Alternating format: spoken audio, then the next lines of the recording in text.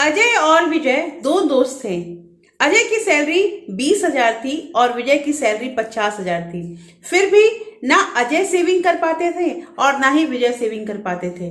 क्यों? क्या रीजन था? अगर तर्क मांगा जाए तो अजय कहेंगे कि हमारी सैलरी जब बढ़ के और 10,000 बढ़ जाएगी तो हम सैलरी सेविंग स्टार्ट करेंगे। तो विजय कहते हैं कि इतनी महंगाई है तो पैसे सेव कैसे करें। लेकिन प्रॉब्लम पैसे कमाने में नहीं है दोस्तों, प्रॉब्लम है पैसों का मैनेजमेंट में।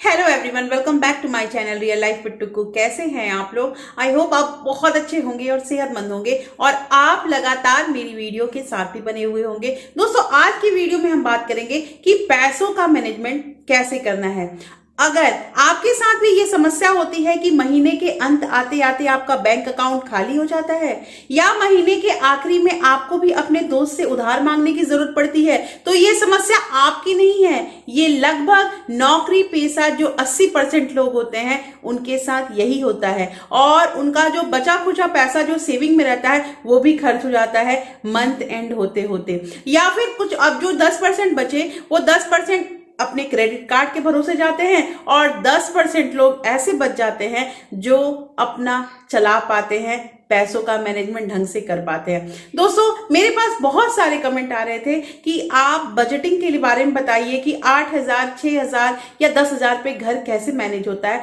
तो आप घर का बजट करके एक प्लेलिस्ट है मेरी, उसमें मैंने हर एक अलग अलग सैलरी पर्सन के लिए बजटिंग बना के रखा है कि आपको अपने घर को कैसे कितने में मैनेज करना है।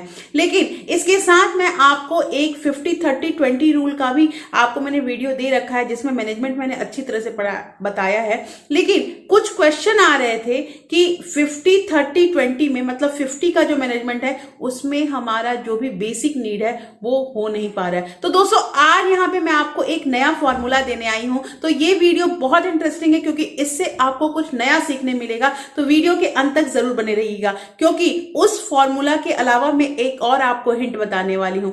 लेकिन दोस्तों, वीडियो स्टार्ट होने से पहले एक नम्र निवेदन है कि अगर आप लोगों ने अभी तक रियल लाइफ विद टुकू को सब्सक्राइब नहीं किया है तो प्लीज सब्सक्राइब कर लीजिए अपने इस चैनल को और साथ में जो बेल आइकन है उसे भी जरूर प्रेस कर दीजिएगा ताकि ऐसे ही इंटरेस्टिंग वीडियो की नोटिफिकेशन आपको मिलते रहे। दोस्तों, वीडियो पसंद आए तो एक लाइक जरूर कर दीजिएगा। तो चलिए स्टार्ट करते हैं वीडियो को।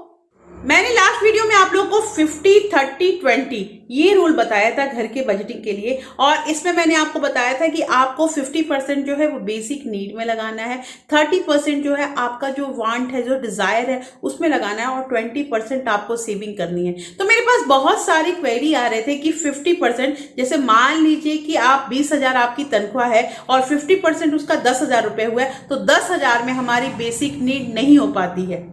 दोस्तों, मैं ये समझ सकती हूं कि सबके साथ अलग अलग प्रॉब्लम होते हैं, सबके खर्चे अलग अलग होते हैं, सबका जो सैलरी होता है वो भी अलग होता है। मैनेजमेंट करना हमें यहाँ सीखना है तो यहाँ पे थोड़ा सा हम तब्दील लाएंगे और अब जो ये हमारा रेशियो है इसको हम थोड़ा सा इसमें चेंज करेंगे क्या कि अब हम इसको लेके चलेंगे 60-20-20। ध्यान से सुनिएगा, 60-20-20। 60 में हम खर्च करेंगे बेसिक नीड में, 20 अपने डिजायर और वांट्स में और 20% अभी भी रखेंगे सेविंग में। सेविंग करना बहुत जरूरी है। तो 3 पार्ट मैंने आपको बताया, एक बेसिक नीड का, एक वांट का और सेविंग का। अब सबसे पहला काम ये होगा कि जो सेविंग वाला पार्ट है, मतलब जो सबसे लास्ट पार्ट है, उसको आपको सबसे पहले अलग करना है। 20% आपकी सैलरी जितनी भी है, मान लीजिए आपकी सैलरी 20,000 है तो 20,000 का 20% मतलब 4,000 रुपए आपको अलग कर देने हैं। आपको अपने सैलरी अकाउंट से 4,000 रुपए अपने सेविंग अकाउंट में ऑटोमेटिक वो जो फैसिलिटी होता है उसको आप अवेलेबल कराइए और उसमें आपको डिडक्ट कर देना है। इससे क्या होगा?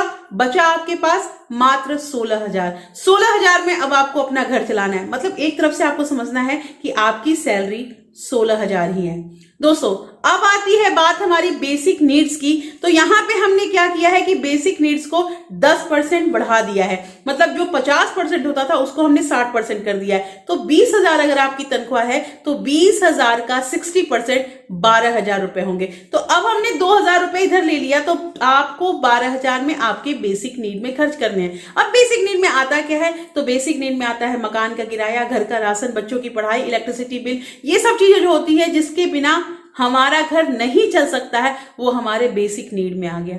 अब बात करते हैं जो और हमारा 20% वाला जो कॉलम था, जो हमने वांट और डिजायर के लिए रखा था, जो सबके साथ होता है, तो उसमें हमें अपने सैलरी का 4,000 रुपया रखना है। दोस्तों अब हम बात करेंगे कि ये वांट्स और डिजायर में किस किस चीज आ सकती हैं। तो इसमें आती है जैसे कि मान लीजिए हमें नए कपड़े लेने हो, हमें घर के लिए कोई एसेसरी लेनी है, हमें नया फोन लेना है, ये सब चीजें जो हैं जिसको हम टाल भी सकते हैं, ये हमारे वांट और डिजायर में आ गया। हाँ, इसके साथ अगर हमें वैकेशन में कहीं जाना है तो वो भी हमारे डिजायर में ही आता है। तो यहाँ पे बात हो रही है कि 20% आपको अपने डिजायर के लिए रखना है। देखिए दोस्तों, बहुत बार ऐसा होता है कि हम बहुत हिसाब से चलते हैं, लेकिन अचानक हमारे घर में कोई गेस्ट आ जाता है और हमें मतलब ये बहुत जरूरी होता है कि हम उनकी आव भगत करें। और ये हमारे मतलब इंडियन कल्चर में है भी कि जो आए हुए हम जो अतिथि देवो भयो ऐसा कहा जाता है, तो जो आ रहे हैं लोग उनकी तो हमें मतलब आव भगत करनी ही होगी, क्योंकि अगर हम रेस्पेक्ट देंगे तभी तो हम किसी के घर जाएंगे तो हमें रेस्पेक्ट मिलेगा। तो सिंपल चीज यहाँ पे ये है कि ये जो डिजायर वाला कॉलम है, इसमें ये भी आता है कि हमारे घर में जो अतिथि आते हैं उनका पूरा हम सेवा सत्कार करें। ये जरूरी है, ये हमारे इंडियन कल्चर में ये चीज है। तो दोस्तों यहाँ पे मैंने आपको बताया कि 60-20-20 इस तरह से हमें अपने पैसों को मैनेज करना है। अब यहाँ पे एक बात आती है कि किसकी सैलरी कितनी है उसके अकॉर्डिंग आपको करना है। तो अगर आपको प्रॉब्लम आती होगी कि आपको ये समझ में नहीं आता होगा कि कितना परसेंट कैसे कैसे निकाले, तो आप मुझे कमेंट करके जरूर बताइएगा। मैं एक सेपरेट वीडियो बताऊंगी जिसमें मैं आपको परसेंटेज निकालना बताऊंगी। दोस्तों इसमें कोई भी बुरी बात नहीं है, अगर कोई चीज नहीं आती है तो वो हमें सीखना है। और इस चैनल का यही मोटो है कि मुझे अपनी बहनों को सब कुछ सिखाना है, सब कुछ मैं घर मैनेज के साथ साथ कुछ और भी अतिरिक्त चीजें जो है वो हमें सिखानी ही है, क्योंकि हमें अपने घर को अपने देश को आगे बढ़ाना है।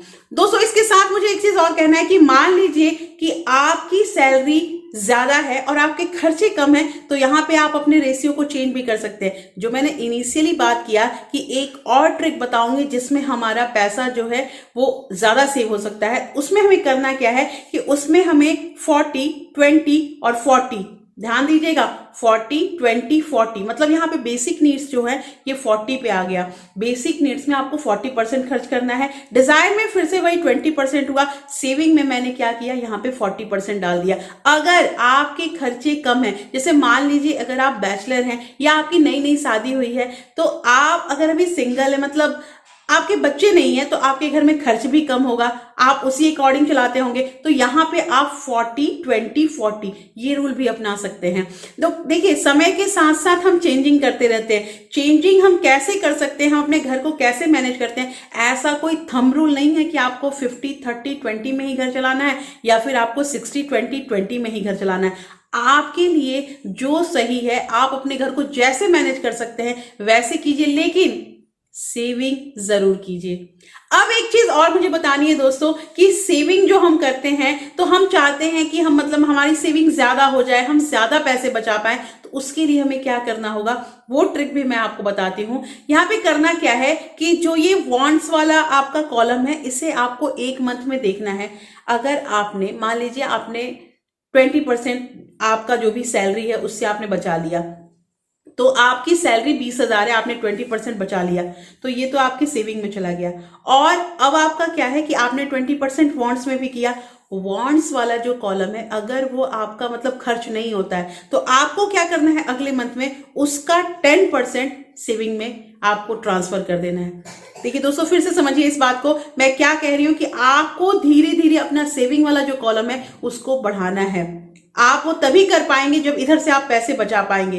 तो इस तरह से हमारी सेविंग जो है वो ज्यादा से ज्यादा हो पाएगी, और हम एक टाइम ऐसा होगा कि 1-2 लाख रुपए तो आराम से अपने सेविंग अकाउंट में रख सकते हैं। और उस सेविंग अकाउंट को उसे इमरजेंसी फंड नहीं कहेंगे, क्योंकि इमरजेंसी फंड पे मेरी एक सेपरेट वीडियो आ रही है कि आप इमरजेंसी फंड कैसे बनाएंगे, और बहुत जल्द मैं वो वीडियो आप लोगों के साथ अपलोड करूंगी और आप लोगों के साथ वो वीडियो साझा करूंगी। तो दोस्तों आज की वीडियो कैसी लगी मुझे कमेंट करके जरूर बताइएगा। यहाँ हमने बात की है पैसों के मैनेजमेंट के बारे में, और पैसों का मैनेजमेंट हमें करना है 60-20-20, ये 3 पार्ट। तो दोस्तों कैसी लगी आज की वीडियो मुझे जरूर बताइएगा, और अगर ये वीडियो आपको अच्छी लगी होगी तो आप अपने फ्रेंड्स और फैमिली के साथ इस वीडियो को शेयर भी कर सकते हैं। आप मुझे इंस्टाग्राम और टेलीग्राम में ज्वाइन भी कर सकते हैं, और फिर मैं मिलती हूँ आपसे ऐसे ही एक इंटरेस्टिंग वीडियो के साथ। तब तक के लिए thank you. Thanks for watching.